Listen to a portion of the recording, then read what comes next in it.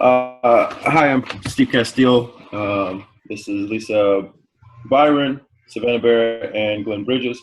We are going to talk about the important developments in educational technology for higher education. Um, in the reading, there were some interesting things that kind of opened my eyes to a few things I noticed that happened in my own school. Um, So next, I'm going to share two quotes from the reading, and then a short list that stand out to me because they are related to the ISTE standards, or because it directly relates to my own personal experiences.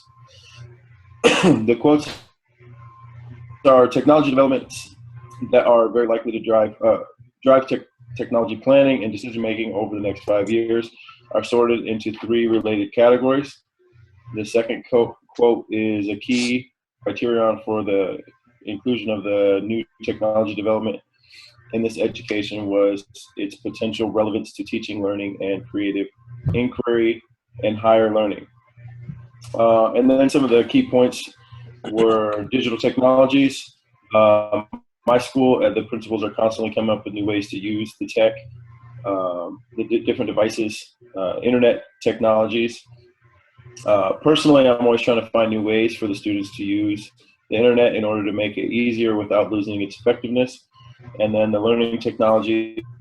As a school and a district, we as educators are constantly working to find tools and resources for educational purposes.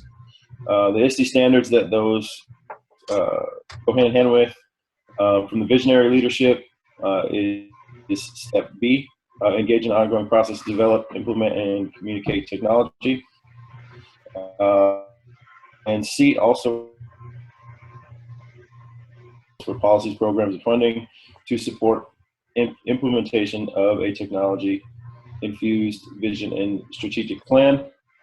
And then the systemic improvement, step E, establish and maintain a robust infrastructure for technology inclusion, integrated, interoperable technology systems to support management, operation, teaching, and learning. And I'm looking at the visionary leadership for standards for coaches and administrators. And I read a portion about robotics. And for my district, everyone in our district, especially our superintendent, is a big advocate for the robotics program. The program is offered in the elementary, middle school, and high school levels. I was a robotics coach for 2 years, and students learned about the robots and how to assemble and program. Students were also learning about teamwork and appropriate ways to share ideas and how to solve problems as a team. The middle school robotics was very fascinating because they continued to use their skills and values learned in elementary, but they worked on more complex skills. And actually, a former student of mine from the robotics program made a robotic hand actually for a student that didn't have a hand. And so now he's able to use that robotic hand every day. And then at the high school level, a few years ago, these students were able to work together and build a table that actually functions now in the International Space Station. And so that was really cool to see. And these students also use their skills and values learned in the previous programs to continue that work on the more complex skills.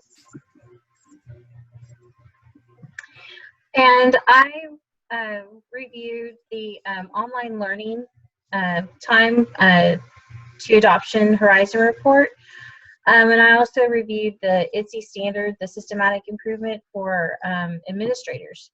Educational administrators provide digital age leadership and management to continuously improve the organization through the effective use of information and technology resources. I know this to be true. I volunteered at my daughter's school, speaking with the administrators there. They're very heavily into getting the kids into the computer lab and having them work on different applications there, and just really pushing technology whenever they can in the classroom, and making sure that their teachers know that they're free to use whatever kind of software they think would be beneficial for the students to help them engage them in the learning process. Also, I really thought that it was really interesting with this Horizon report that some students, as far as being homeschooled, they pursue online education only, not just for homeschooling, but in case a child is sick with a terminal illness, where they can't be around students because of the infection factor. They can be totally online students. And then there's the hybrid schools where they can do some classes face-to-face. It's like a 50-50. Some is face-to-face, the rest of it is online.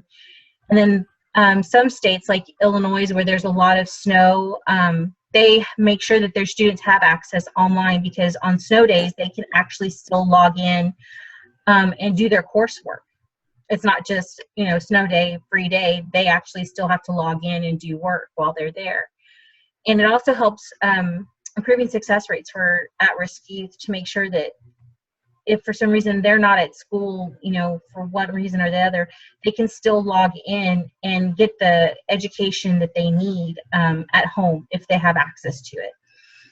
And another one would be coursework being accessible anywhere, anytime, which I find that beneficial as a student myself, because 99% of my undergrad and now my graduate coursework is online. I have to only go up to campus once for one class, and my other classes are online classes, so I understand the importance of accessibility courses anywhere, anytime. I thought that was really interesting. All right. I also did the ISTE standards for administrators, the systemic improvement.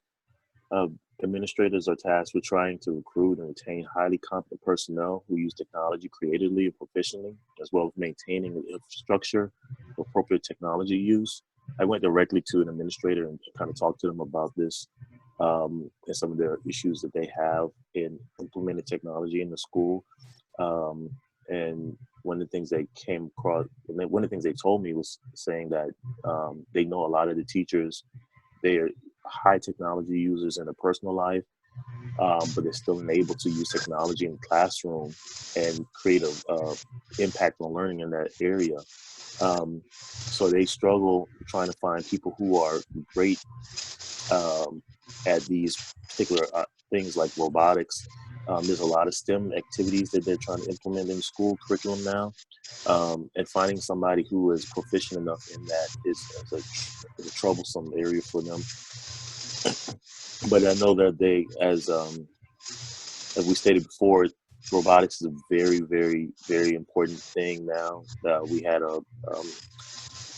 We had some curriculum recently called Building Brains, where kids got to play with Legos and build some type of robots with those. And so trying to teach the students early on how to use that technology. Another thing that we mentioned a lot was the virtual reality component. There's a lot of technology that they're putting out, but they can't seem to be able to keep up and get that training for those teachers that they have on staff. It's kind of like a co-learning environment. The students are learning just as fast, or if not faster, as the teacher is there, and so they're kind of teaching each other, and which is a good thing, but also a bad thing. And so they have those. One of the things they have now is the wearable technology is very limited. Again, the kids are very getting more proficient at it than the teachers. We have the virtual reality headsets that kids are able to use, and the teachers are kind of a step behind. So they're struggling trying to keep up with those implementations. And that's about it for our Unit 6 discussion. Thank you.